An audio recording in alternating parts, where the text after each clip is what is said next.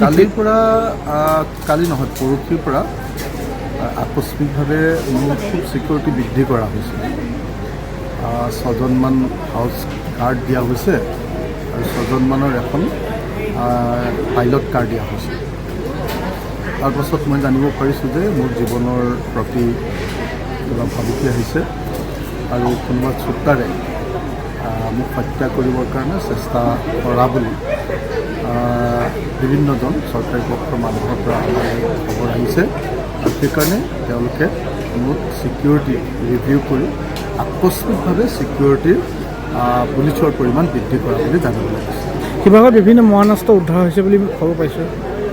মোক কৈছিলে যে ইতিমধ্যে কেইবাজন মানুহক ধৰিছে আৰু 15জন এনেকুৱা শ্বুটাৰ ধৰিবৰ কাৰণে পুলিচে চেষ্টা কৰি আছে, যিবিলাকে মই শুনিছোঁহে। তো গতিকে এই গোটেই কথাবিলাক মই নাজানো। চৰকাৰক নিশ্চয় খবৰ পাইছে, যিহেতু মোক ছিকিউৰিটি দিছে, চৰকাৰে নিশ্চয় খবৰ পাইছে, এইটো চৰকাৰৰ দায়িত্ব।